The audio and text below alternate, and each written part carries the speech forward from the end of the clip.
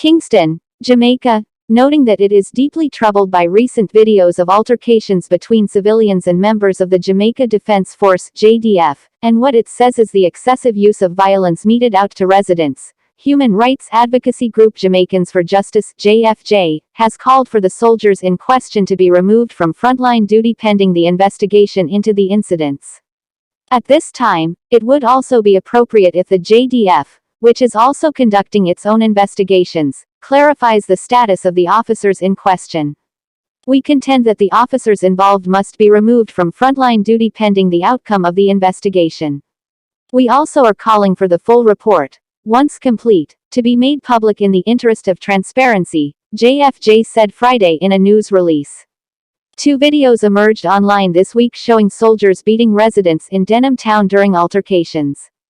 In one video, a soldier is observed beating a man with his rifle, while the other video shows a soldier kicking a woman who is said to be pregnant. Regardless of the situation, there are rules of engagement that agents of the state are required to abide by when dealing with citizens, JFJ said, adding that the organization further notes that the abusive response of the soldiers counters the very message of the state in reducing violence against women. How could a soldier, who is trained for conflict and armed with a rifle, deem it appropriate to shove an unarmed woman, kick another who appears to be pregnant, point a gun in her face, or attempt to use his gun to hit her? That display is unfortunate and is suggestive of a wider societal issue of gender-based violence, even among those who are expected to uphold the law, the JFJ said.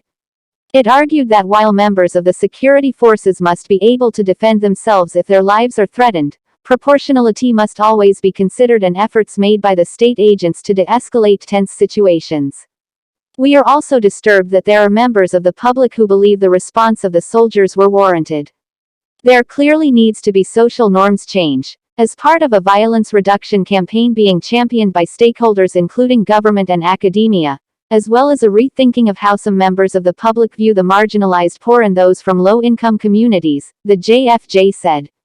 Meanwhile, the human rights group has called for a reassessment of crime-fighting strategies, arguing that the incident calls into question the disturbing manner in which security forces are deployed for an extended time within poor communities as part of government's thrust to fight crime.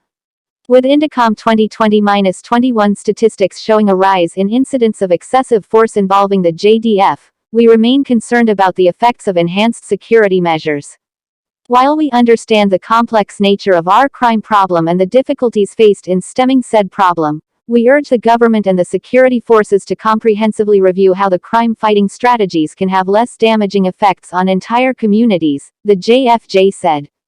JFJ also called on lawmakers to examine the issue of the trust deficit that exists between civilians and members of the security forces.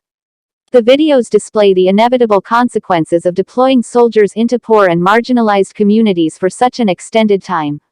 It must be noted that residents within the communities have faced a history of abuse by security forces, and the altercation is an unfortunate outcome of same, said the human rights group.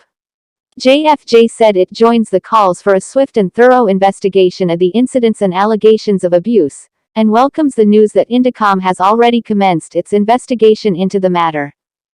The organization said it urges the government to ensure that security forces continue to be routinely trained in human rights, gender-based violence, and broader concepts of civilian engagement.